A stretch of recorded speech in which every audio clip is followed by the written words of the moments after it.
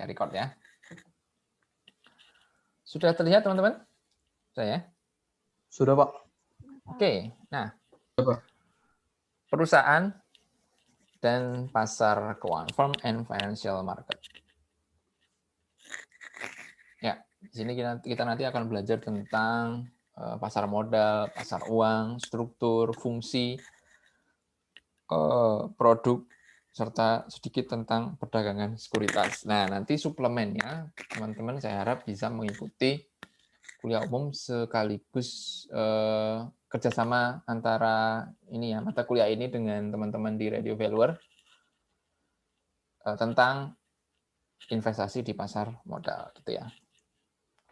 Nah, kita sekarang berbicara dulu tentang pasar keuangan. Nah, pasar keuangan, nah ini nanti sebenarnya apa namanya sebagai gambaran ya, ada dua jenis, yaitu pasar modal, pasar uang. Ya. Nah, sebenarnya kalau kita berbicara tentang pasar modal, pasar uang, ya itu jangan kemudian menganggapnya atau kita berikan definisi bahwa pasar uang itu yang dijual adalah uang, pasar modal yang dijual adalah modal. Nah itu kurang pas nantinya ya. Walaupun istilahnya seperti ini ya, tetapi definisinya bukan seperti itu. Oh pasar uang berarti ini pasar tukar menukar uang ya. Berarti kayak kita tukar uang rupiah ke US dollar gitu ya. Oh bukan, ternyata bukan itu teman-teman. Ya, itu namanya kalau yang ini namanya pasar valuta, valuta asing. Ya, ini pasar valuta, bukan pasar uang. Ya, ini namanya pasar valuta asing. Jadi berbeda. Oke. Nah, pasar keuangan mau pasar modal, mau pasar uang itu paling tidak ada 3 pemain utama. Yang pertama adalah borrowers, savers, dan financial institution. Borrowers adalah orang yang membutuhkan uang. Ya, membutuhkan uang. Bisa individual, bisa bisnis. Gitu ya.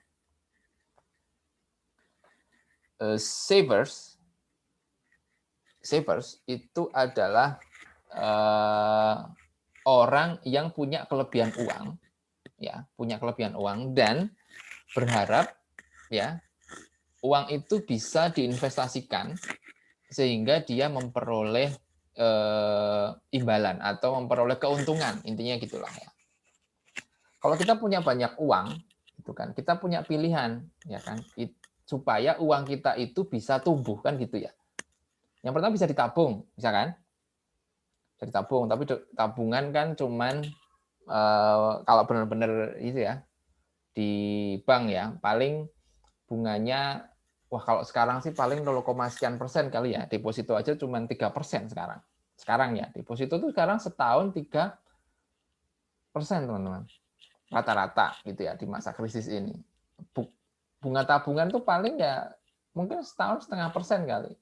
Ya, saya belum update lagi sampai sekarang. Karena di normal aja, biasanya bunga tabungan tuh 1, sekian persen. Gitu ya. Kalaupun dapat 2% itu pun minimal saldo kita harus 1 miliar ke atas. Gitu ya. Nah, bisa di deposito. Nah, salah satunya adalah bisa diinvestasikan di pasar modal. Bisa beli itu ya, beli saham gitu ya. Savers.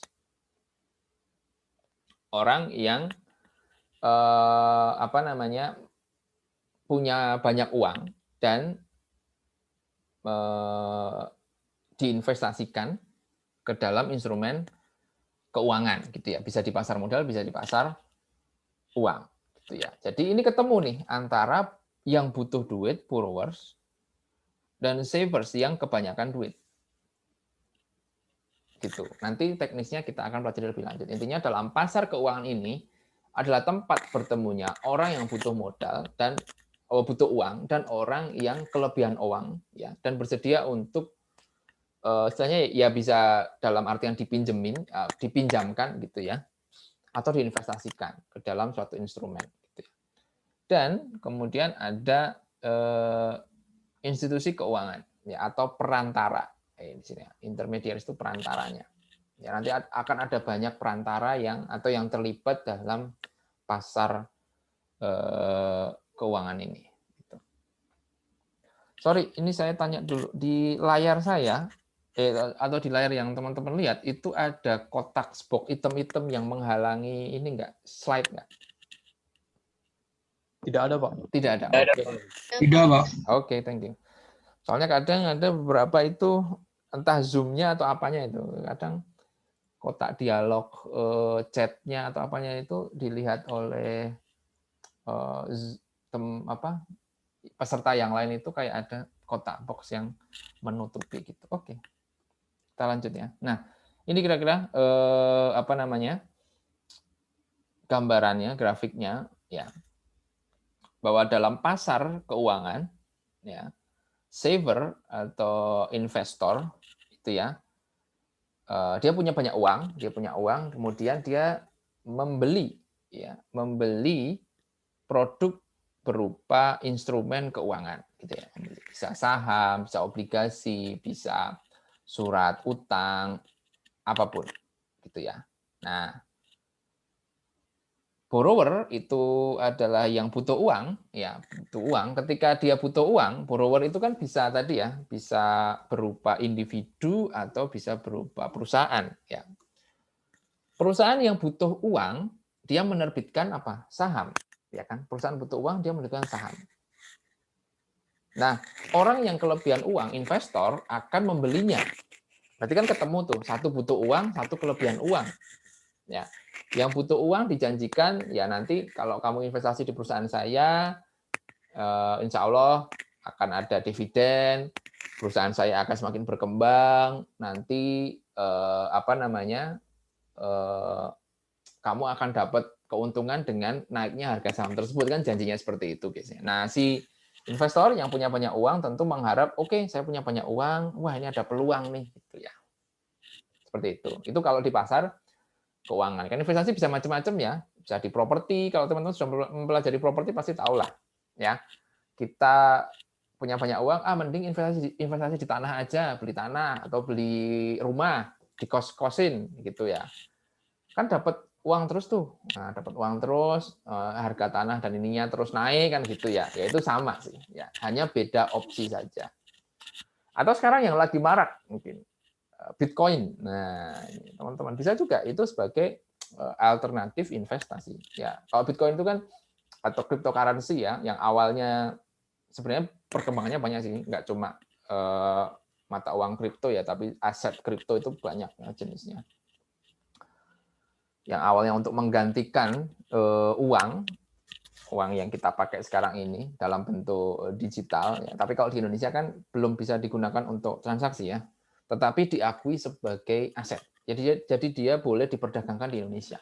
Jadi itu sebagai aset gitu ya, sebagai aset. Tapi tidak boleh digunakan sebagai transaksi untuk pembayaran. Itu kalau di Indonesia.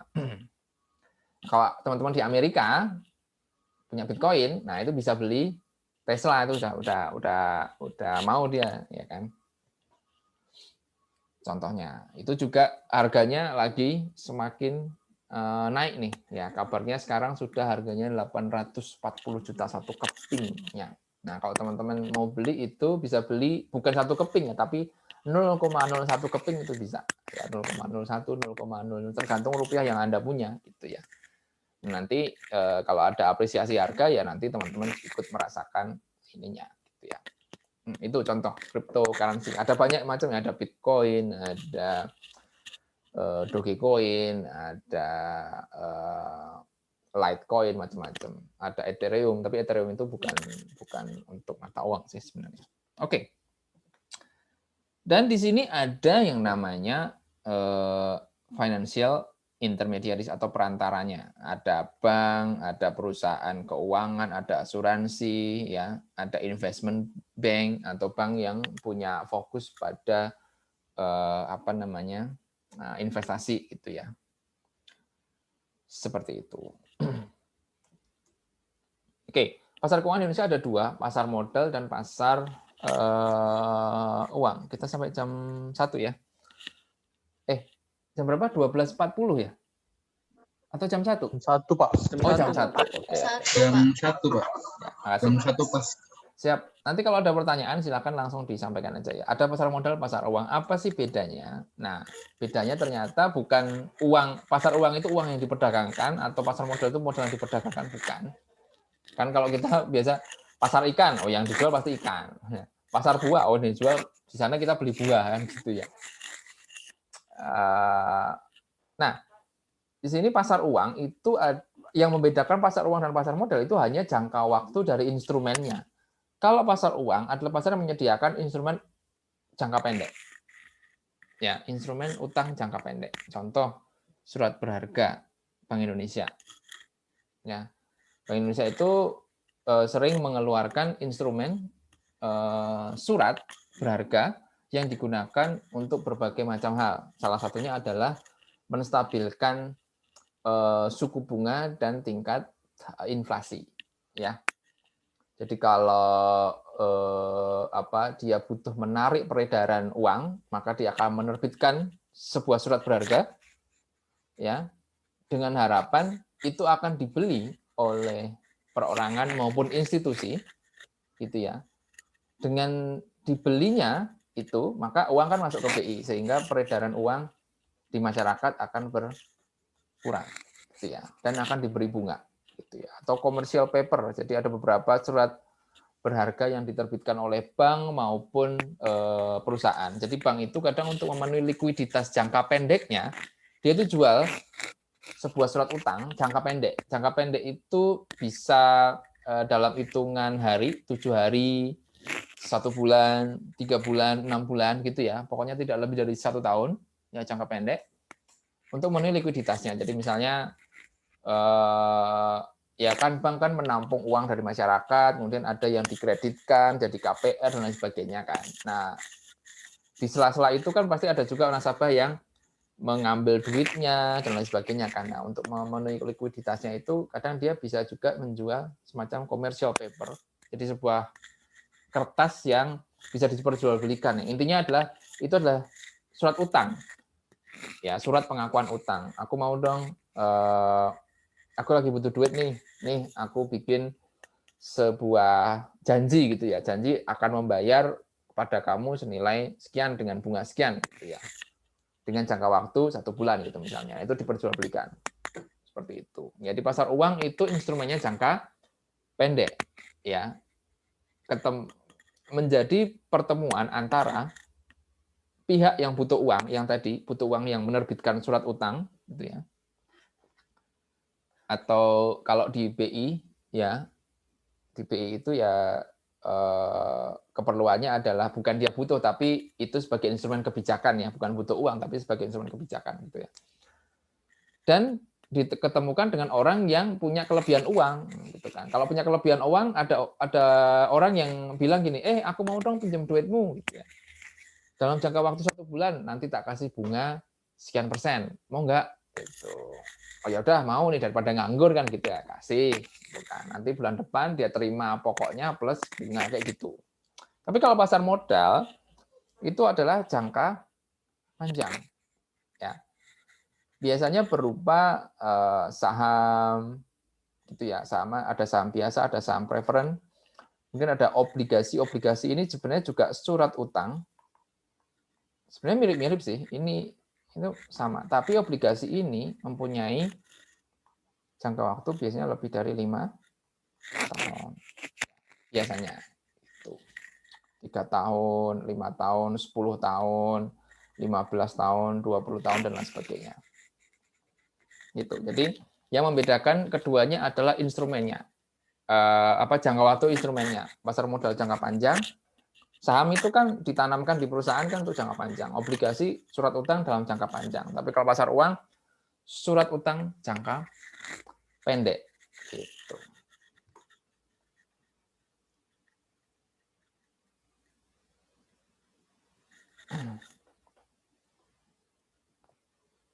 Nah ini misalnya, selain saham, obligasi,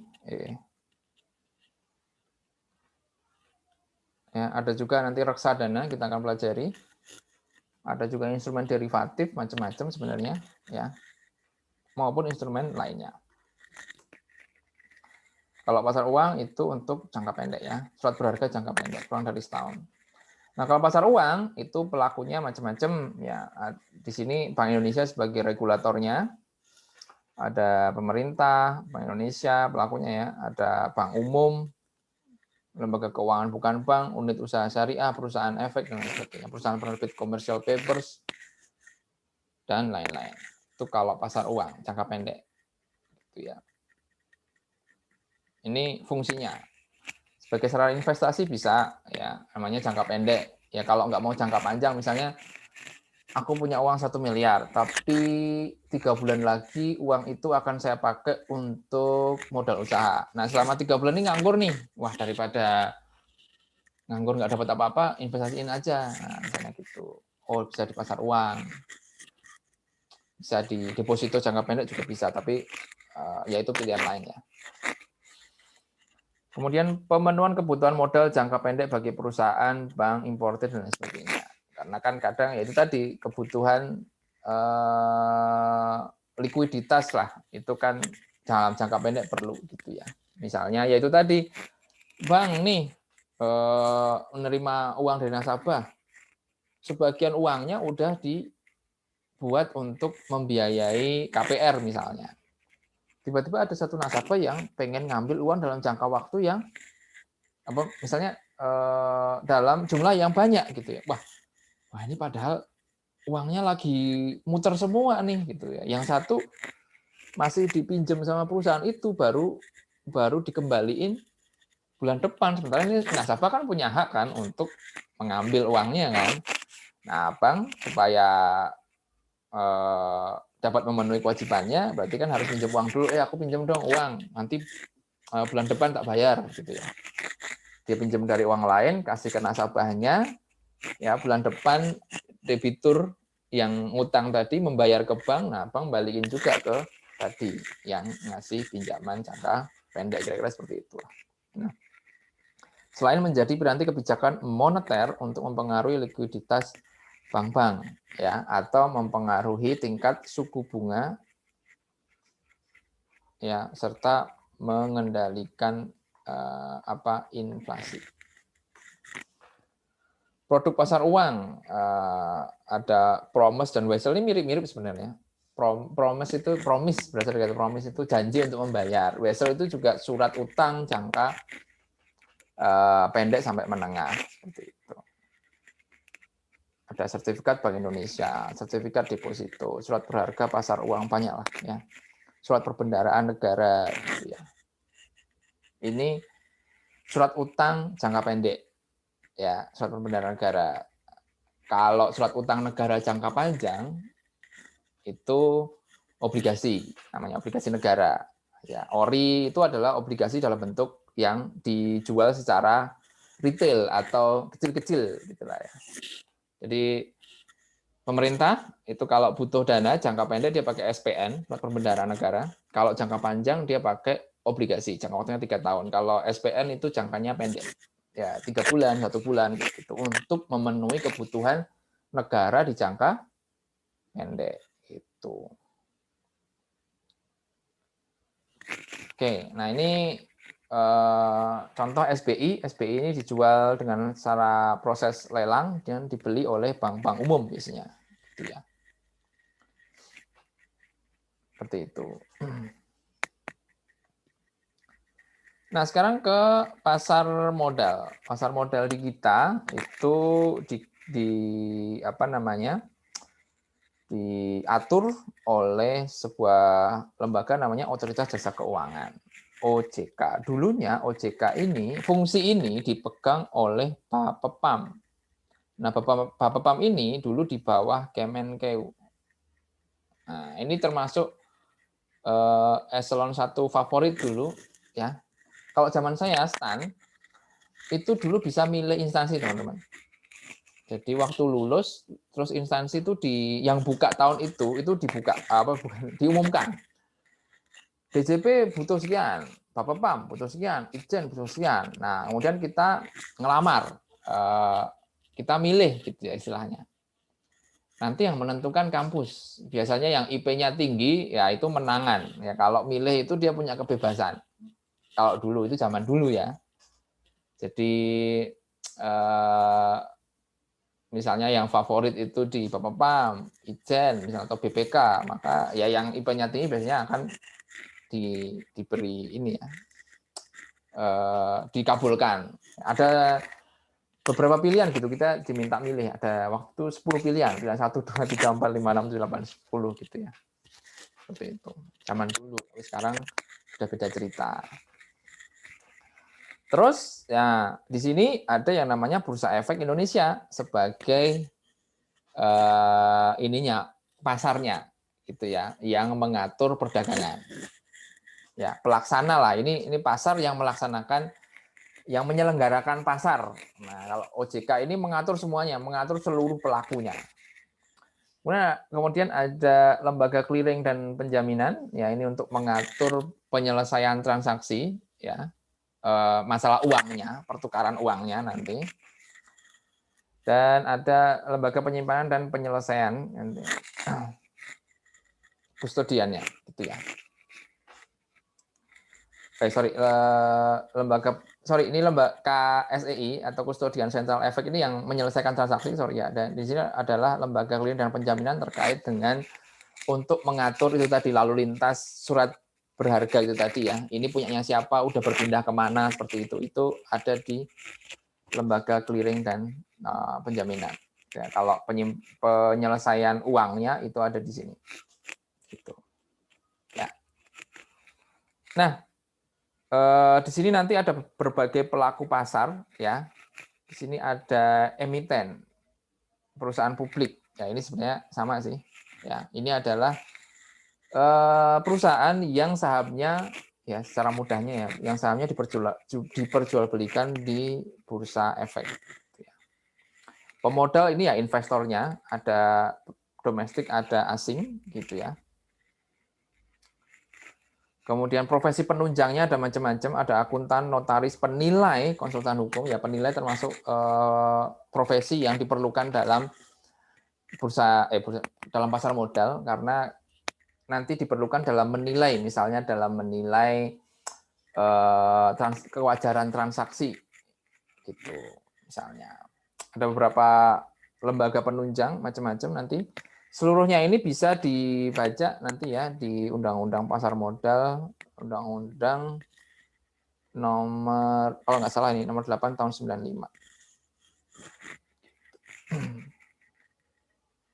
Undang-undangnya. Oke. Masih belum berubah dari sejak 95, walaupun ini sudah masuk prolegnas ya, yang diminta untuk segera direvisi. Nah, tugas teman-teman yang pertama adalah menuju ke idx.co.id.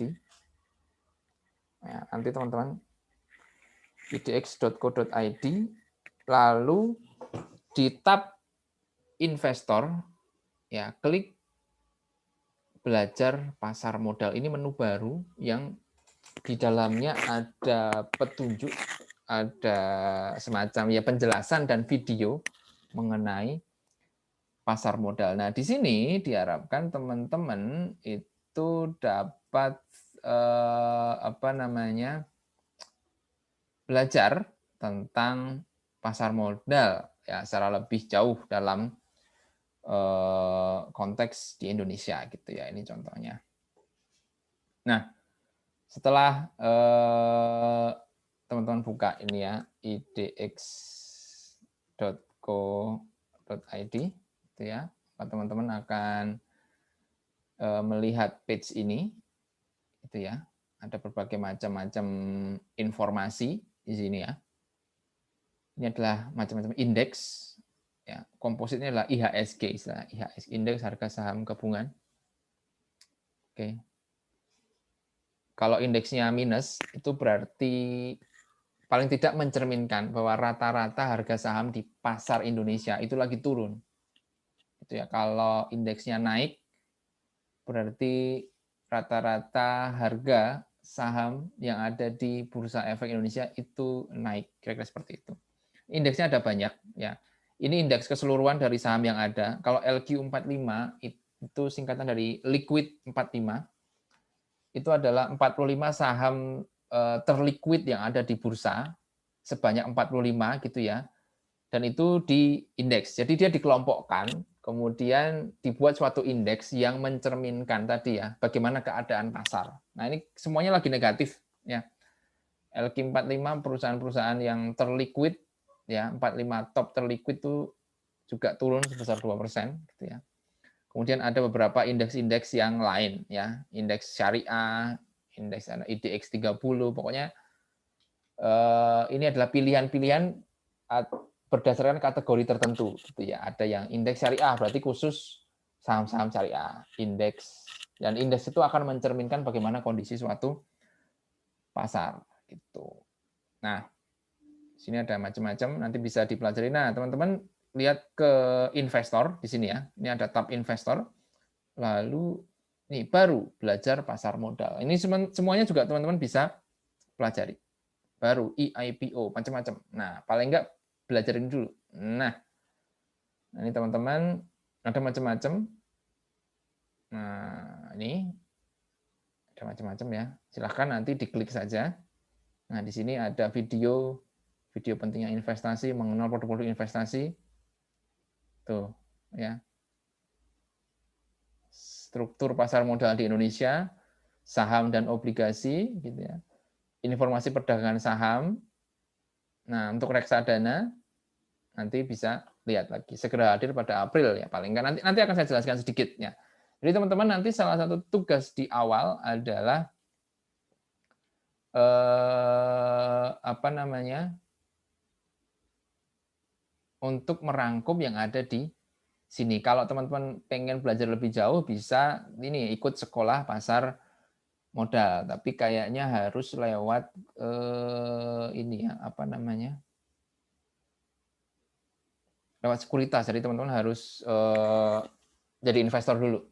Gampang sebenarnya. Nanti ikut nanti penjelasannya bisa secara teknisnya nanti di kuliah umum ya, karena di sana ada praktisi dari sekuritas, bagaimana kita buka rekening di sana dan kemudian memulai untuk belajar saham. Ya. Tapi ingat ya, apa namanya? Menjadi investor saham ini juga ada resikonya ya, jadi jangan main-main. Nah, teman-teman silakan nanti saya akan berikan paling untuk belajar dulu karena kita sebelum masuk ke pasarnya kita harus belajar banyak. Jadi jangan menjadi investor tanpa belajar. Itu kayak teman-teman masuk ke hutan yang nggak tahu arah, nggak bawa peta, nggak bawa kompas, nggak tahu medan, gitu ya. Tapi terjun ke sana nekat, gitu ya. Itu nanti akan merugikan kita sendiri, gitu. Jadi paling nggak kita harus belajar dulu sebelum mulai berinvestasi, gitu. Tapi untuk menuju ke sana makanya kita sekarang bisa memulai langkah paling enggak baca-baca dulu, belajar-belajar dulu, lihat-lihat videonya, tanya-tanya sama praktisi yang ada di pasar modal gitu ya. Nah, fungsi pasar modal juga seperti tadi bagaimana di pasar uang sebagai sarana pendanaan bagi perusahaan maupun institusi lain gitu ya, dan sebagai sarana bagi kegiatan investasi. Produk pasar modal ada macam-macam. Ada tadi yang umum ya, saham, obligasi. Nah, ada namanya reksadana. Nah, reksadana ini produk keuangan. Jadi kayak kalau saham dan obligasi ya itu kan ini ya satu produk tersendiri individual yang bisa teman-teman beli gitu kan ya. Misalnya kita beli sahamnya Telkom gitu ya, harganya 1.000 gitu ya. Nanti kalau kita di pasar modal itu kan satuannya pakai lot. Jadi kita kalau beli itu minimal satu lot itu 100. Berarti kita kalau ini harganya 1.000 ya, harus punya modal minimal 100.000 kan gitu. Nah, kalau nanti harga saham Telkomnya jadi 1.200 ya nanti kita akan untung gitu kan ya. Jadi aset kita menjadi 120.000 kira-kira seperti itu. Nah, kadangkala kita kalau memilih saham mana ya yang bagus, mana yang harus saya beli saat ini, itu kan nggak gampang. Ya, karena prinsipnya ketika berinvestasi itu kan kita belilah pada saat rendah dan jualah pada saat di atas. Kalau istilahnya grafik ini ya, kan jangan sampai kita beli pas sisi atas, dibeli di harga 1.000 terus harganya turun terus nggak balik-balik, ya. Karena kita frustasi, ya udahlah, ini harganya cuma 650, saya jual, kan rugi, ya kan. Yang bagus itu kan kita beli di sini, nah, beli di sini, kita jualnya di sini, nah, belinya di sini, kan gitu ya. Nah itu kan kadang susah. Nah ada namanya produk namanya reksadana. Reksadana itu adalah suatu, jadi ibaratnya begini, kita, sebentar.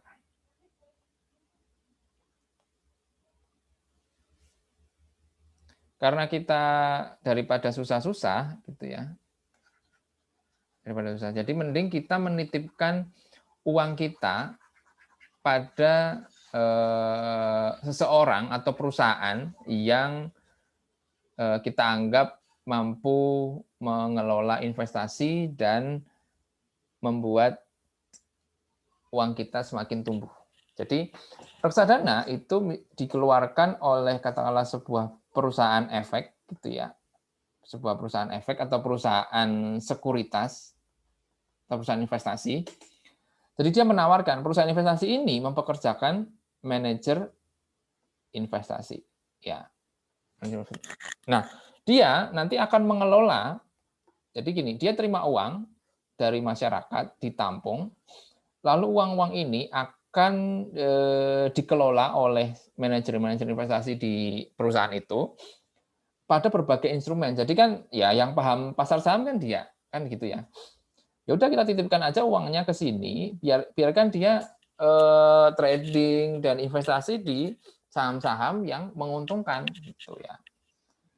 Dengan harapan ya kita percaya pada perusahaan ini, ibaratnya kita taruh uang 100.000 gitu ya, berharap 5 tahun lagi ini jadi misalnya 250.000 misalnya gitu. Karena ya udah kita titipkan aja ke manajer investasi gitu. Atau kita beli namanya reksadana gitu. Nah, reksadana seperti ini ya.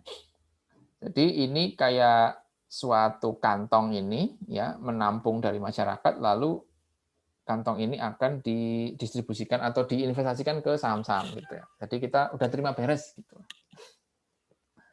Kantong-kantong ini akan nilainya semakin tinggi. Misalnya ini awalnya kan kita beli 100.000 kan dari 250.000, itu ya tergantung dari bagaimana hasil dari investasi ini gitu ya. Manajer investasinya kalau pinter, kalau hoki ya nanti saham kita berkembang, bukan, dana kita berkembang. Kalau enggak ya udah bisa buntung juga. Nah, reksadana ini macam-macam, tergantung kita sebagai investor maunya apa. Ada namanya reksadana di pasar uang. Reksadana biasanya tergantung risiko, Ada yang fixed income gitu ya. Fixed income ini maka dana kita atau uang kita hanya akan diinvestasikan pada investasi yang memiliki return yang pasti. Nah, return yang pasti biasanya returnnya rendah, contoh obligasi atau surat utang gitu ya. Kalau soal obligasi kan jelas, surat utang itu bunganya setahun 5%, misalnya gitu. Ya udah, kita cuma dapat 5%. Pasti, tapi biasanya kecil. Kayak deposito kan gitu. Kita deposito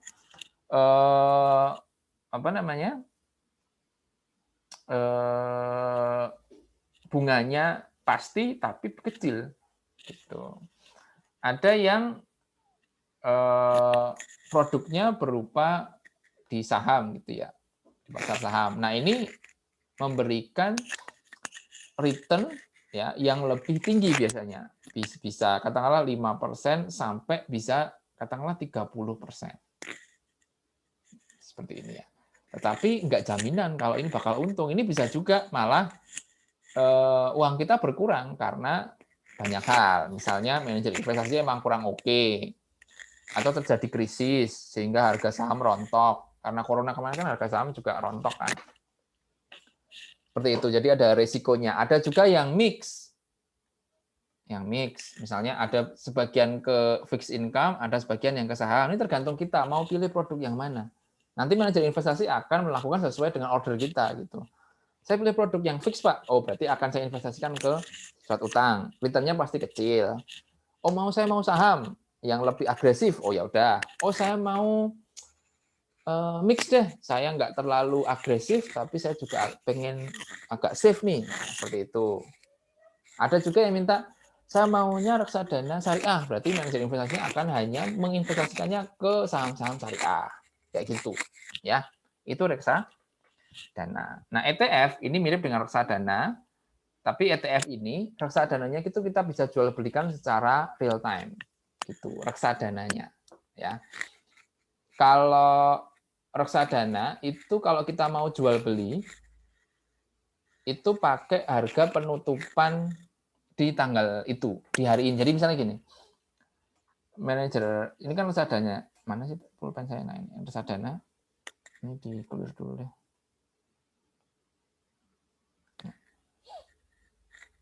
Reksadana ini kan diinvestasikan ya, dalam pasar saham misalnya. Nah, ini reksadana ini kan milik banyak orang karena apa? Kita itu kayak nyetor 100.000, si A, si B, temanmu nyetor 1 juta, saya nyetor 5 juta, ada lagi orang yang lain, ada lagi siapa saja kan bisa kan. Nah, ini kan dikumpulin, uang-uangnya dikumpulin, terus diputar di saham. Kalau nilai-nilai sahamnya ini tinggi, ya maka nilai investasi tiap-tiap orang ini kan juga tinggi kan ya, karena uangnya si A itu adalah sebagian kecil dari total uang yang dikelola oleh manajer investasi tersebut kan gitu. Nah, ini punya harga juga. Jadi namanya biasanya di apa namanya? Harga per unitnya ya, dibagi dengan harga per unit. Jadi harga per unit itu mencerminkan ya total harga ini. Gitu. Jadi kita belinya per unit. Nah, kalau kita misalnya ini satu unitnya 100.000, ini punya A punya 1 unit, B ini punya 2 unit, 2 unit berarti dia kemarin belinya 200.000 kan gitu. Unit ini akan harganya naik kalau harga-harga saham yang ada di sini juga naik gitu ya. Ketika harganya naik, harga 1 unitnya jadi 120.000 gitu kan ya. Nah, ini kan kita untung kan? Nah, ini kita bisa jual gitu atau kita tarik dana kita. Wah, pas unitnya lagi naik nih. Saya jual aja deh gitu, bisa. Tapi kalau pas kita butuh duit, ternyata nilai unitnya tinggal 80.000, ya udah, berarti harganya lagi turun ya uang kita turun gitu. Seperti itu. Nah, harga per unit ini kalau di reksadana itu kalau mau jual beli dia pakai harga penutupan di hari itu. Jadi misalnya dia ngitung dulu nih harga total sahamnya ini berapa, harga unitnya ini berapa, baru di hari itu kita pas misalnya gini, saya pengen jual jam hari ini berapa? Jam 12, saya pengen jual jam 12. Oke Pak, kita hari ini jual ya Pak ya, satu unitnya Bapak dijual, oke. Maka kita harus menunggu ya harga unitnya itu nanti di sore hari setelah pasar tutup. Setelah pasar tutup, oke Pak, ini kita sudah ya, tadi sudah disetujui ya. Bapak jual hari ini ya, harga penutupan hari ini, harga unitnya sekian Pak. Nah gitu, itu reksadana. Kalau ETF, harga unitnya ini bisa diketahui secara real time. Jadi misalnya harga unit, misalnya gini, jam 8 kita dapat desas-desus nggak baik. Wah, kayaknya mau ada teroris, misalnya kayak gitu ya. Ini bisa mengguncang pasar saham nih. Terus lihat jam 9, wah iya nih kayaknya mulai memerah nih. Memerah itu harganya turun nih. Langsung saya jual sebelum harganya terlalu amblas ke bawah. Jadi dia bisa jual cepat. Itu ETF, Exchange Traded Fund namanya. Tapi kalau reksadana, jam 8 dapat berita, terus dia pengen, Pak saya jual sekarang ya Pak ya. Oke Pak, itu baru akan diproses setelah harga tutup. setelah pasar tutup. Bisa jadi ketika ada hal buruk, jam 8 ini masih di sini harganya. Ya. Di jam 4 itu sudah di sini harganya. Misalnya, ini misalnya 100.000 ya. Di jam 4 itu sudah tinggal 45.000. Itu reksadana. Tuh. Tapi kalau ETF, harganya baru turun di 90.000, langsung dijual bisa. Nah, bedanya ETF dengan reksadana. Exchange traded fund. Tentu syarat dan ketentuannya berlaku nanti ya. Teman-teman bisa pelajari lebih lanjut. Nah, ada waran, ada right, ini namanya derivatif. Ini turunan dari saham. Right itu surat berharga, sebuah surat berharga yang dengan membeli right kita bisa membeli saham dengan harga spesial. Gitu. Kira-kira seperti itu. Nanti kalau butuh yang lebih dalam saya akan terangkan dalam kesempatan yang lain karena kalau di sini nanti terlalu ini ya panjang. Oke. Nah, ada yang namanya perantara keuangan. Nah, perantara keuangan itu ada bank, perusahaan keuangan, perusahaan investasi, perusahaan bank investasi ya, yang menjadi perantara antara si investor dengan perusahaan ya, atau investor yang kelebihan uang dan pihak-pihak yang memerlukan uang gitu ya. Membantu para pemilik uang dan pihak yang membutuhkan uang ya, membantu si savers. Savers ini kan pengennya uang saya mau dikemanain ya kan gitu. Kalau borrowers, saya butuh uang nih, dari mana saya dapatnya ya, kira-kira seperti itu. Ini tadi udah. Nah, ada namanya commercial bank. Nah, ini biasanya ya bank seperti biasa lah ya, menghimpun dana dari masyarakat, kemudian dia investasi. Bisa diinvestasikan ke KPR, bisa dicalonkan ke kredit, bisa di pasar saham, kayak gitu.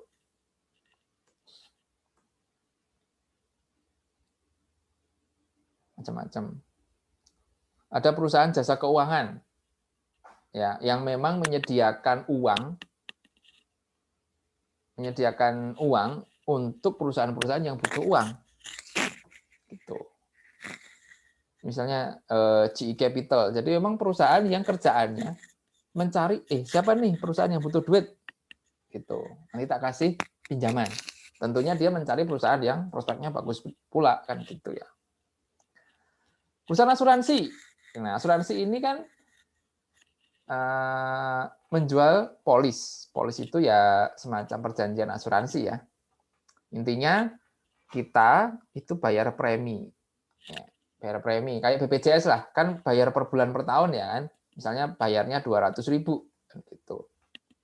Bayar. Nah, nanti kalau kita pas sakit kita akan dibayar. Kita bisa melakukan klaim. Ya, misalnya kalau operasi ditanggung semuanya jadi gratis gitu ya. Nah, dia si perusahaan asuransi kan menerima uang 200.000 ini per bulan misalnya dari orang. Kemudian kan harus memikirkan gimana caranya nanti kalau sewaktu-waktu ada yang ngeklaim misalnya operasi atau dirawat itu kita bisa bayar. Kan gitu kan janjinya seperti itu kan. Atau asuransi mobil ya, asuransi mobil ya, membayar. Kita harus pastikan bahwa kalau ada kecelakaan mobil kita harus mampu menanggung reparasinya. Kan gitu ya. Atau hilang kita harus ganti kan gitu. Berarti kan uang yang ditanam ke dia atau premi yang dibayarkan ke dia harus diputar, harus berkembang kan gitu ya. Supaya apa? Supaya dia bisnisnya bisa jalan. Gitu. Nah itu kadang-kadang diinvestasikan di pasar modal, gitu. Asuransi ya. Bank investasi adalah bank yang kayak sebenarnya semacam perusahaan jasa keuangan ini ya, tapi kalau ini dalam bentuk bank. Kalau ini kan bukan dalam bentuk bank, ya lembaga keuangan yang bukan bank. Kalau bank investasi sebenarnya sama, ya dia kerjaannya adalah untuk membantu mana yang butuh duit, mana yang memerlukan investasi gitu. Dia biasanya akan masuk ke dalam misalnya perusahaan yang membutuhkan modal kayak gitu ya. Gitu. Kemudian bertindak sebagai sini ya, jasa pemberian nasihat atau advice pada perusahaan klien ketika masuk dalam transaksi seperti merger kayak gitu ya.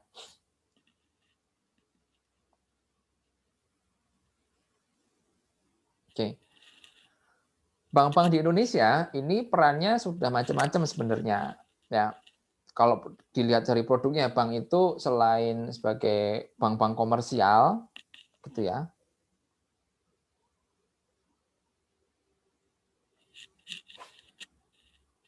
dia juga kadang bertindak sebagai bank investasi ya. Fokusnya pada menanamkan modal ke perusahaan tertentu gitu ya. Ada juga dia yang menjual apa namanya, reksadana. Ada juga bank-bank sekarang sudah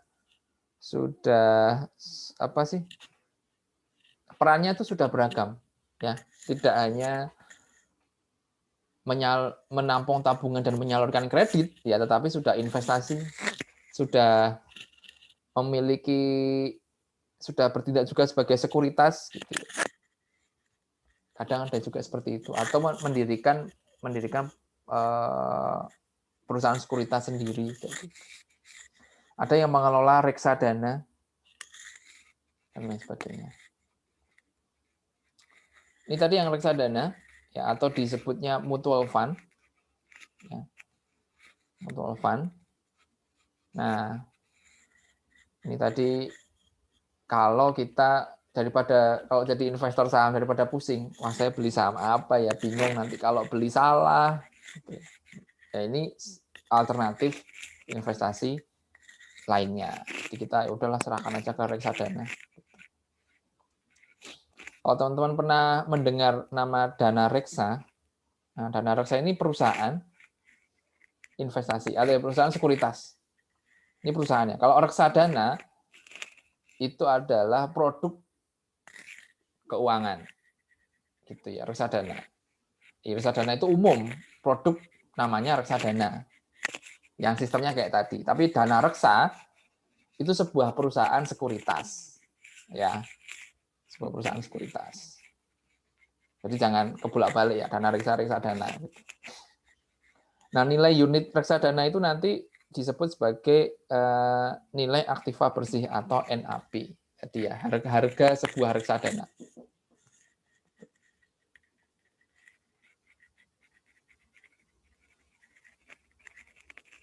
Gitu ya. Nah, ini reksadana, kalau kita pengen investasi ya macam-macam. Kita bisa biasanya sekarang bank sudah banyak bekerja sama dengan perusahaan sekuritas. Jadi kadang dia menawarkan produk, tapi sebenarnya bukan produk bank itu. Gitu. Ke Mandiri, Pak saya pengen reksadana. Oh ya, kita ada kerjasama dengan Mandiri Sekuritas. Nah, ada produknya ini. Ke BCA, oh iya kita kerjasama dengan sekuritas ini, ada produk reksadana ini. Gitu. Macam-macam. Bisa juga kita langsung ke perusahaan sekuritas.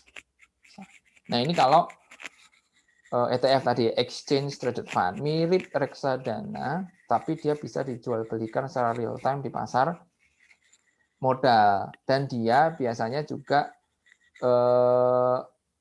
didasarkan pada suatu indeks tertentu. Itu.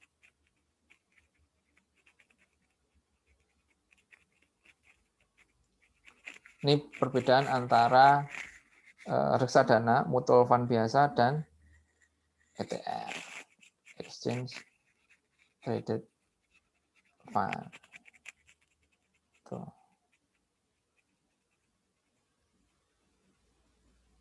Mirip lah, cuma bedanya ada beberapa yang beda. Tuh.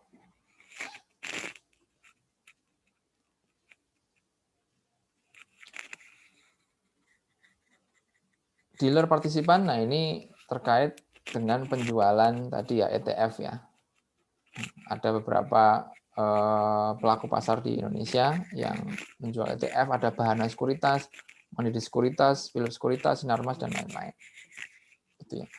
Nah, teman-teman kalau ingin menjadi investor saham, maka harus menghubungi atau menjadi nasabah di sekuritas. Di perusahaan-perusahaan contohnya seperti ini. Ada Mandiri, ada Bahana, ada Dana Reksa, kayak gitu. Nah, nanti kita akan diterangkan produknya. Mau jadi investor model apa? Kamu pengen langsung ke saham, langsung trading, atau reksadana aja? Mau kalau reksadana apa? Mau reksadana yang syariah kah? Fixed income kah? Atau saham kah? Nah, itu nanti macam-macam. Nah, nanti biasanya masing-masing sekuritas ini ya akan menyediakan berbagai fasilitas, bisa ada aplikasi untuk trading dan lain sebagainya. Kalau sekarang kan setahu saya ini ya pakai aplikasi semua ya. Kalau dulu harus telepon gitu, Mas saya mau beli saham Bank Mandiri di harga sekian ya gitu, atau saya mau jual Mas gitu. Kalau sekarang mah semuanya sudah ini ya.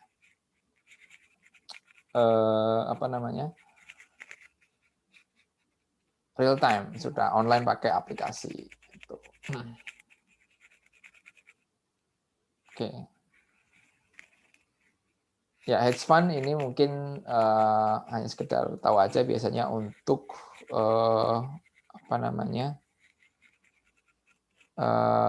mengandung spekulasi gitu ya. Ya, ini sarana investasi juga yang mengandung untuk perlindungan aset kita, biasanya hedge fund. Private equity firm, nah ini adalah perusahaan yang berfokus pada investasi dalam perusahaan yang sifatnya tertutup. Jadi bukan diinvestasikannya, dia bukan di pasar modal ya atau di perusahaan terbuka, tetapi di perusahaan tertutup gitu. Nah, ini beberapa perusahaan seperti ini mirip-mirip ya, kayak private equity firm, perusahaan modal ventura. Itu intinya adalah sebuah perusahaan yang dia itu punya duit, punya modal, kemudian menyediakan pendanaan bagi perusahaan-perusahaan tertutup, private atau startup gitu ya, modal ventura. Nah, investor dari modal ventura ini juga investor kelas kakap tentunya.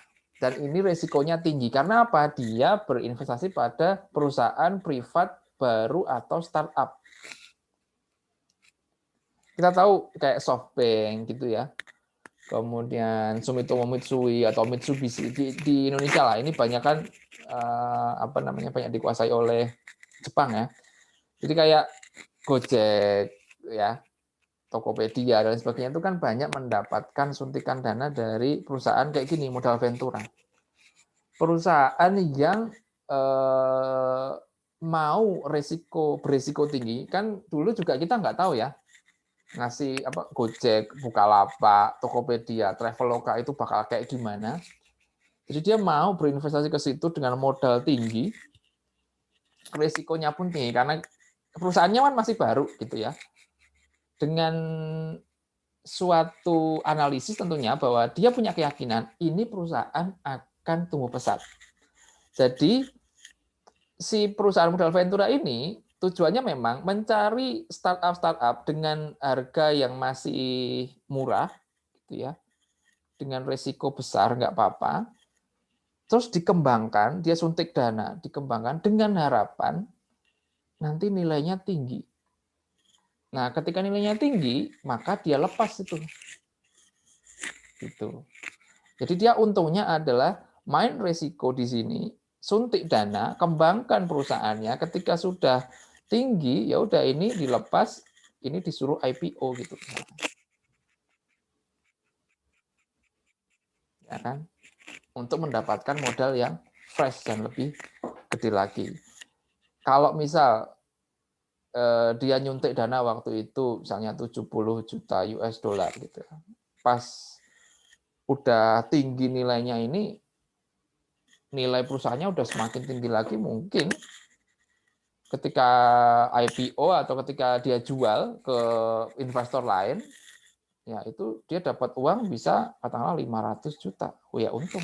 Ya itulah modal ventura atau ya itu tadi private equity firm. Jadi salah satu bentuknya adalah modal ventura. Yang menjadikan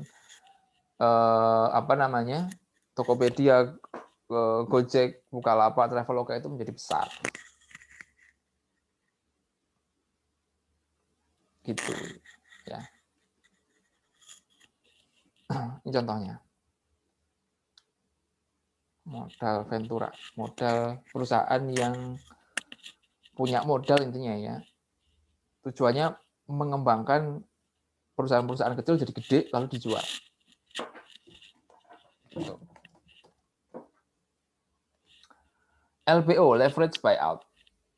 Nah, biasanya ini mengakuisisi perusahaan yang sudah tidak berkinerja bagus, tetapi ada keyakinan investor bahwa oh ini kayaknya bagus nih. Prospeknya bagus, cuma dia lagi kesulitan keuangan. Yuk kita beli aja gitu. Dibeli dengan harapan yaitu tadi menghasilkan laba kembali, setelah itu mereka akan jual lagi. Intinya pokoknya private equity firm ya itu misinya semacam menyelamatkan atau membesarkan perusahaan ya, dari yang kecil, dari yang bobrok dia kembangkan lagi jadi gede, habis itu dia jual. Gitu. Ya karena ini kayak prinsip investasi ya tadi ya. Kalau bisa itu beli di harga yang paling murah. Lalu pada saat investasinya meningkat, lalu jual di sini. Beli di sini, jual di sini. Kalau mau beli murah, nggak mungkin kan barangnya itu sudah gede, udah bagus, pasti harganya udah mahal. Nah, investor yang ini itu bermain dengan risiko, kan namanya beli perusahaan yang tidak berkinerja bagus, atau beli perusahaan startup itu kan penuh risiko. Ya kalau berhasil, nah, yang gagal kan banyak juga. Gitu. Startup yang gagal kan banyak juga, ya kan. Dulu Airbnb sempat ini kan apa namanya bermasalah juga kan dengan keuangan. Bukalapak kemarin juga sempat. Kemudian ketika melihat wah prospeknya bagus ya udah kita beli, kita gedein. Setelah gede, valuasinya tinggi, jual.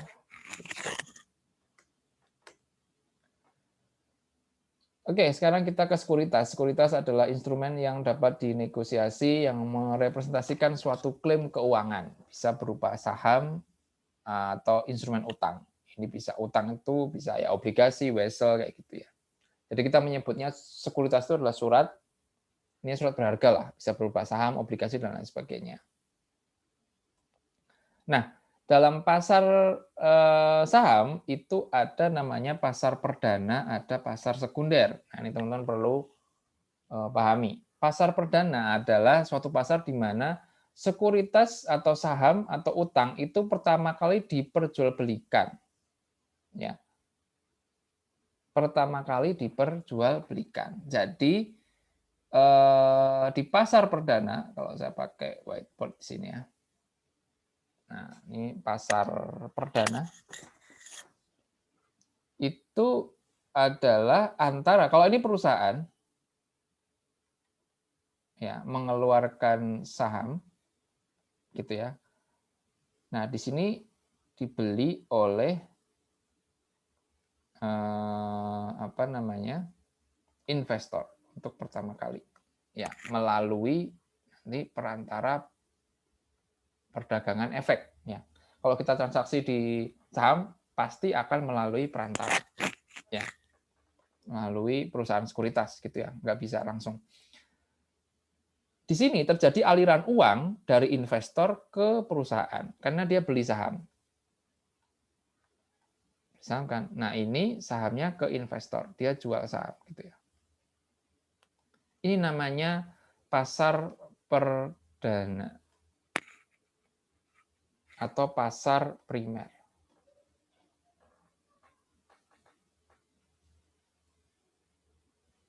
Gitu ya.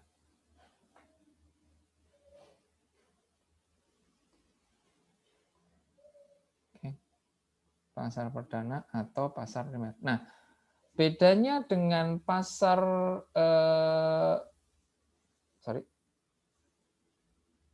dengan pasar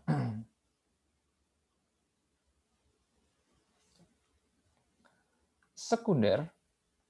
Ya, kalau pasar sekunder itu adalah pasar yang selama ini kita kenal, yaitu diregulasi oleh BEI, di mana saham atau obligasi ini diperjualbelikan antar investor. Ya. Jadi saham-saham yang awalnya tadi kan dari perusahaan di pasar primer ya. Ini kan perusahaan jual ke investor, gitu kan.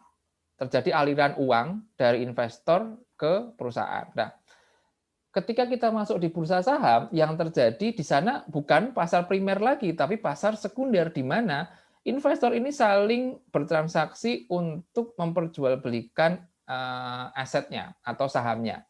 Sehingga ketika kita jual saham atau beli saham di pasar modal, itu sudah tidak ada lagi aliran uang ke perusahaan. Sudah selesai. Jadi pasar primer itu kita pesan ke perusahaan, perusahaan jual, kita beli. Ya, ada aliran uang, kita beli, uangnya akan ke perusahaan. Perusahaan mendapatkan modal. Udah tuh, ya kan? Nah, saham-sahamnya itu sekarang sudah dipegang oleh investor. Nah, investor kan ada yang mau jual sahamnya karena saya butuh duit gitu ya, karena harganya lagi naik gitu ya.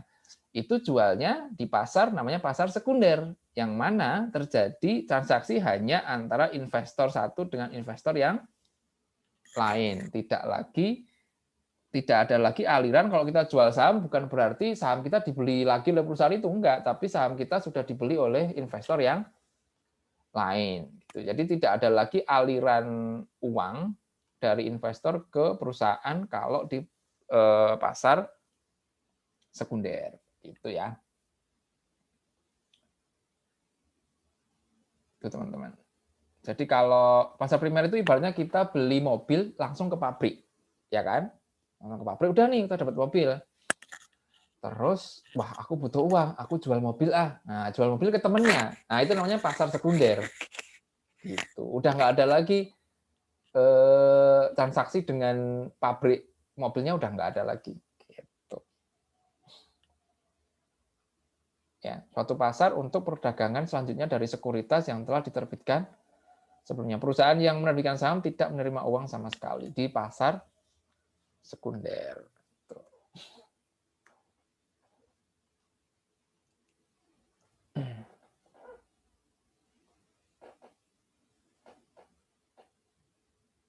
Oke. Nah, pasar perdana itu bisa juga disebut sebagai pasar saat IPO atau initial public offering. Initial public offering atau penawaran saham perdana. Ya, itu pada saat pasar primer. Nah, pada saat perusahaan pertama kali menjual saham, ya itu akan dibantu oleh namanya perusahaan penjamin emisi. Penjamin emisi ini adalah perusahaan sekuritas yang ngurusi semua tetek bengek untuk IPO, gitu ya. Dan nanti ditawarkan ke masyarakat. Nah, masyarakat yang ingin beli saham perusahaan ini akan memesan melalui penjamin emisi ini. Gitu. Penjamin emisi ini adalah perusahaan sekuritas juga. Gitu.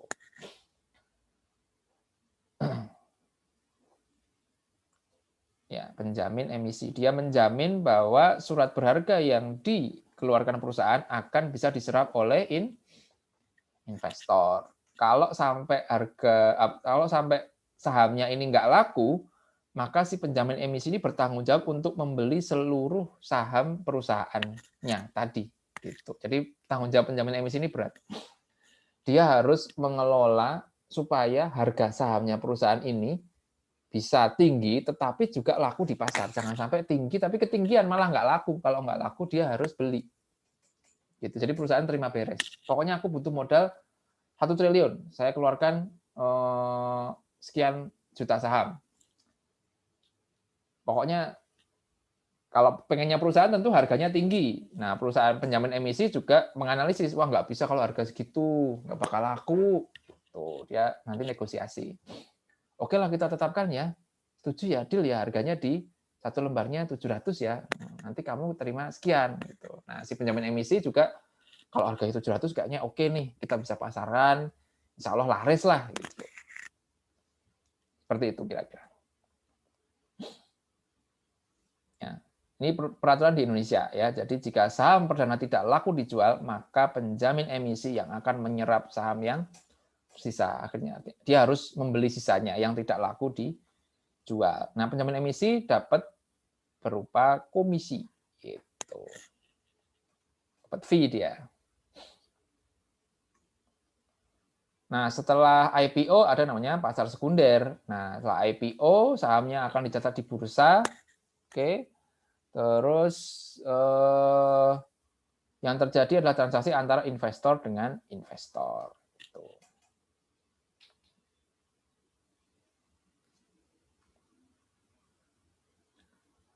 Kalau sekuritas, tadi sekuritas saham, ada sekuritas berupa utang. Ya, itu ada notes atau wesel. Notes itu kalau di bahasa Indonesia sebenarnya wesel.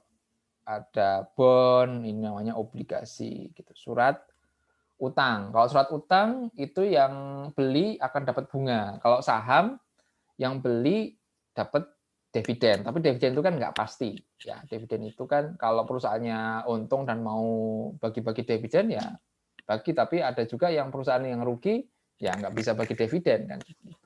Itu enak nggak enaknya investasi di saham atau di obligasi itu ya.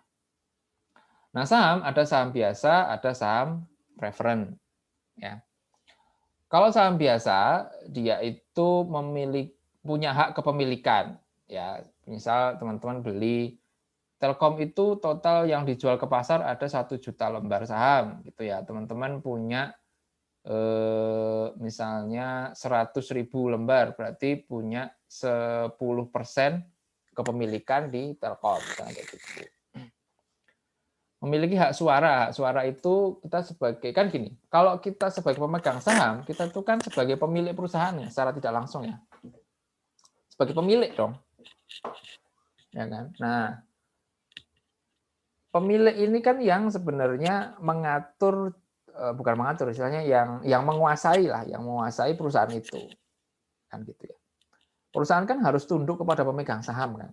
Mengatakan pemilik, aku pemiliknya gitu kan. Manajemen, direktur, direksi, karyawan itu kan menjalankan perusahaan untuk kepentingan si pemilik. Gimana caranya perusahaannya lebih gede, sahamnya makin mahal, makin tinggi, sehingga dividennya makin banyak, pemilik makin untung kan. Nah, kalau kita sebagai pemegang saham, biasanya kita akan diajak dalam RUPS, Rapat Umum Pemegang Saham. Dalam RUPS itu macam-macam nanti. Kita ada pembahasan misalnya pergantian pemilik, penetapan dividen, terus persetujuan utang gitu misalnya. Nah, namanya dalam rapat kita tentunya kadang voting atau pemungutan suara ya. Nah, di sini kalau kita sebagai pemegang saham biasa punya hak suara, beda dengan saham preferen yang tidak punya suara biasanya gitu. Terus berhak mendapatkan dividen tetapi ini tidak pasti. Nah, kalau saham preferen ini saham yang relatif istimewa. Saham kalau bisa dibilang ini saham banci, saham tapi mirip obligasi. Kenapa kok mirip? Dividennya itu pasti dan tetap. Tuh. Pasti dapat dividen dan jumlahnya tetap. Kan kayak utang. Kalau saham kan tidak pasti dividennya. Gitu. Tetapi dia tidak punya suara kalau saham preferen. Mirip, lagi-lagi mirip obligasi. Pemegang obligasi kan tidak punya suara dalam rapat pemegang saham. Jadi dia saham yang semi-semi utang kayak gitu. Biasanya hanya diberikan pada orang-orang tertentu yang punya kedudukan istimewa dalam suatu perusahaan gitu. Yang dijual di BI itu adalah saham biasa ya. Oke. Nah, di sini pasar saham. Pasar saham ini diklasifikasikan sebagai bentuk bursa yang diorganisasi dan bentuk over the counter market. Ya, kalau di BEI itu adalah bursa yang diorganisasi. Dia secara fisik memiliki ruangan dan tempat instrumen keuangan diperdagangkan. Ya. Seperti itu. Kalau OTC itu terjadi di luar bursa. Ya, di luar bursa menggunakan jaringan dealer atau broker. Nah, ini nanti mungkin bisa ditanyakan kepada praktisi bagaimana praktiknya di Indonesia. Karena kalau di bursa efek ya, di yang reguler, nah itu adalah bursa yang sifatnya organized security exchange atau bursa yang terorganize, terpusat, gitu ya, punya secara fisik ruangannya ada, secara pasarnya juga jelas, gitu ya, naik turunnya harga dan lain sebagainya, terorganize, semuanya teratur, diatur, gitu ya. Seperti itu. Oke, ini perbedaan antara apa namanya, pasar modal dan pasar uang, ya, money market debt. Ini adalah pasar uang jangka pendek, ya, pasar utang jangka pendek. Ya, ini ada plus minusnya. Nanti bisa teman-teman baca.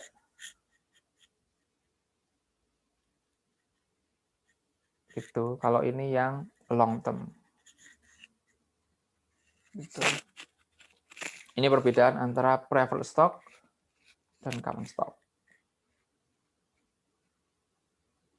Oke, ya. Nanti.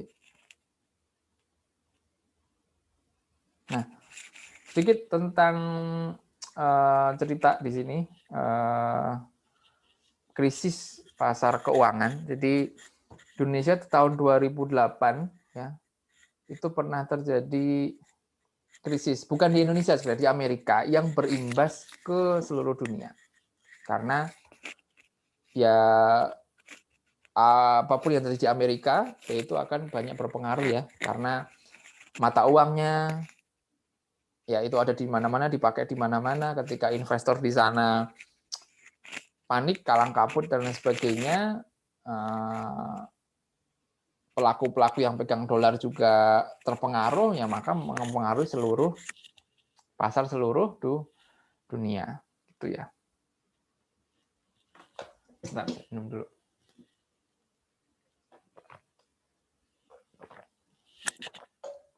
Jadi di tahun 2007-2008 itu terjadi resesi, terjadi krisis, ya. Sebenarnya gini, krisis keuangan itu hampir kayak setiap 10 tahun itu terjadi. Ya, krisis yang selama saya alamin ya, krisis 98. Ya. Krisis 98 terjadi di Indonesia kan, di ya seluruh dunia lah. Kemudian krisis 2008. Ini krisis yang diakibatkan oleh nanti ya. Saya menyebutnya sebagai subprime mortgage. Ya, kalau teman-teman nanti pelajari. Oke. Tahun 2020 ada krisis lagi, tapi disebabkan oleh virus. Jadi kayak setiap 10 tahun itu terjadi krisis. Ya, terjadi krisis. Nah, ini contoh tahun 2008 ya. Krisis ini terjadi akibat ketidakhati-hatian pelaku pasar di Amerika. Ya, penyebabnya adalah gagalnya real estate dan mortgage-backed securities. Ini apa sih sebenarnya? Ini semacam investasi gitu ya di pasar modal. Ya, bentuknya adalah sebuah sekuritas gitu ya. Sekuritas ini nilainya dia dilahirkan dari sebuah utang, kalau bahasa gampangnya utang KPR gitu ya, atau utang bahasa kerennya itu hipotek. Bahasa Inggrisnya mortgage. Ya. Yang dampaknya itu besar sekali. Ya, di Amerika krisis, Indonesia ke bawah-bawah. Sejarahnya gimana sih sejarahnya? Sejarahnya adalah awalnya ada orang pembeli, ya, ada orang itu melakukan pinjaman KPR. KPR ini kan berarti dia ingin beli rumah, ya kan? Dia beli rumah. Saya kalau pakai pen tablet ini tulisannya jadi kemana-mana. Dia pengen beli rumah. Beli rumah kan nggak punya uang tunai, lalu dia KPR. KPR berarti didanai oleh bank. Nah, kita nanti nyicil tiap bulan kan gitu ya. Setiap bulan. Nah, si bank ini akan membeli rumah ya, cash gitu ya. Lalu sorry, ini aja deh pakai whiteboard. Oke, whiteboard. Nah.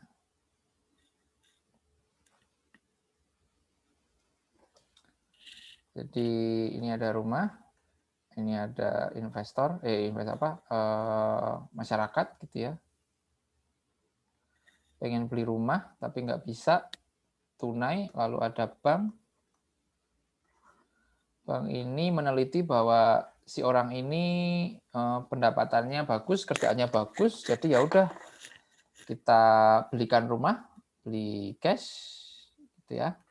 Lalu si orang ini akan nyicil ke bank, dan rumah ini menjadi hak miliknya si orang ini, ya.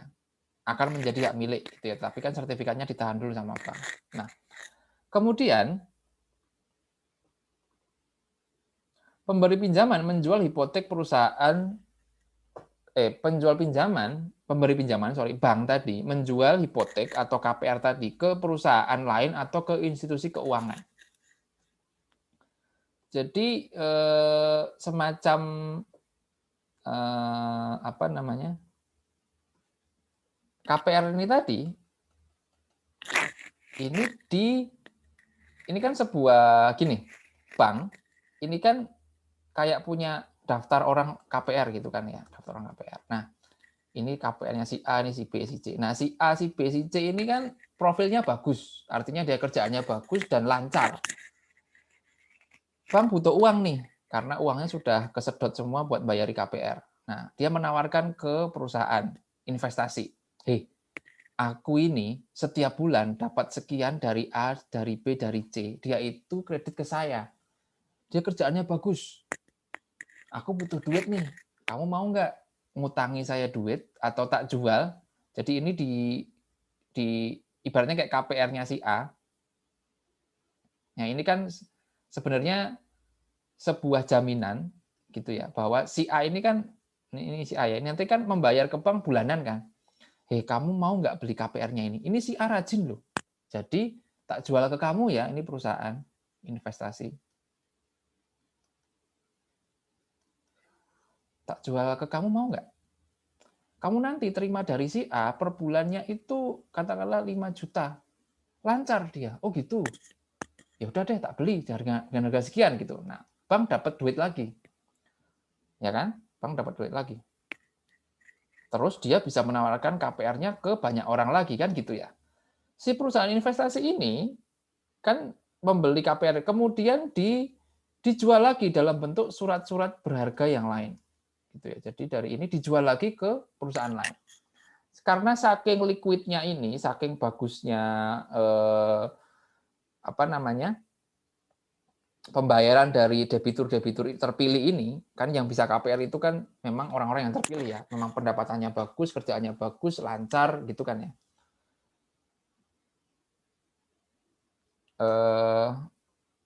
Apa namanya?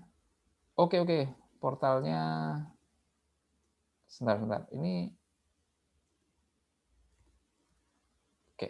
Ya, portalnya nanti masih bisa diberi kesempatan sampai 15 menit setelahnya, tapi kuliahnya akan segera saya selesaikan. Oke. Jadi kan tadi ya, ini dijual, bank dapat duit lagi kan, bank dapat duit lagi. Ini laku keras nih, laku keras, laku. Jadi ini di pasar modal banyak juga yang membeli ini. Tuh. Nah, bank itu kan tadi setelah KPR dijual ke perusahaan, dia terima fresh money lagi. Terus dia jual lagi KPR, nawari KPR lagi. Ternyata orang-orang yang punya kredit rating yang bagus itu sudah habis. Dalam artian sudah ngambil KPR semua. Nah, bank ini mulai kayak agak tricky, agak memanfaatkan situasi di mana wah, daripada nganggur kita cari yuk orang-orang XYZ gitu ya yang butuh KPR walaupun rating kreditnya dia ini kurang. Jadi misalnya ini tuh untuk kalangan PNS pajak misalnya, PNS Kemenkeu gitulah. Dia mulai udahlah nggak apa-apa lah untuk misalnya ya mohon maaf misalnya untuk perusahaan orang-orang yang kerja serabutan nggak apa-apa lah gitulah. Nanti kita jual lagi. Nah, ternyata itu terjadi. Jadi kredit ini akhirnya disalurkan ke orang-orang yang kreditnya kurang. Disalurkan ke kredit ke orang-orang yang kurang bagus ratingnya. Sebentar ya. Saya takutnya belum. Oh ya, bisa nanti kan. Ya. Terus dijual lagi ke perusahaan investasi. Karena saking larisnya, yang ini tadi udah terjual habis, ini yang produk-produk XYZ tadi, ini juga laris ternyata. Nah, orang-orang terpilih yang kredit ratingnya bagus ini disebut sebagai prime. Ya, ini utama, yang bagus. Sementara orang-orang yang kurang bagus ini disebut sebagai subprime. Nah, maka inilah yang menjadi nama krisisnya disebabkan subprime. Karena apa? Ternyata krisis terjadi ketika orang-orang yang XZZ ini yang ratingnya kurang bagus ini mulai gagal bayar. Gagal bayar. Kan karena gagal bayar ke bank, akhirnya kan rumahnya tadi yang jadi jaminan kan dijual oleh bank. Kan gitu ya, dijual oleh bank dong karena dia kekurangan likuiditas kan. Disita itu dijual.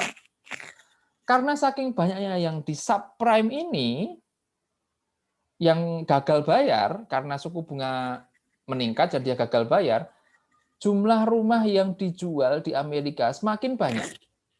Karena jumlah uang yang dijual jumlah rumah yang dijual makin banyak, harga rumah turun drastis. Akibatnya apa? Orang-orang yang prime tadi yang masih KPR, ya kan katakanlah dia KPR-nya 20 tahun ya. Dia baru bayar 5 tahun. Melihat harga rumahnya yang turun drastis, dia ngitung-ngitung, kok cicilan saya sama nilai rumah saya kok nggak sepadan ya. Akhirnya apa? Memilih untuk, mendingan saya nggak usah lanjutin aja. Orang-orang yang apalagi di subprime ini, orang-orang yang merasa dia rating kreditnya kurang bagus, daripada saya lanjutin, mendingan saya nggak lanjutin aja lah. Berarti dia semuanya kabur, semuanya nggak mau, akhirnya nggak mau bayar KPR. Akhirnya apa? Terjadilah krisis ya, iya dong. Rumah-rumah nggak kejual, orang-orang nggak bayar KPR, akhirnya surat-surat berharga yang tadinya dijaminkan KPR tadi juga anjlok. Akhirnya bursa menjadi anjlok dan terjadilah krisis. Gitu kira-kira teman-teman. Oke, ini stop share-nya gimana?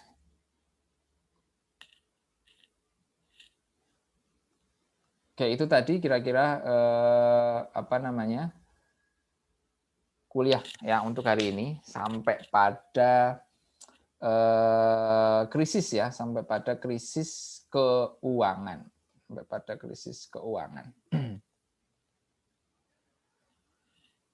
Loh, ini kok sebentar. Portalnya kan bisa 15 menit harusnya ya. Oke lah, nanti gampang lah. Ya, ini. Yang penting presentasinya sudah saya isi. Ada mau pertanyaan dari sini, teman-teman?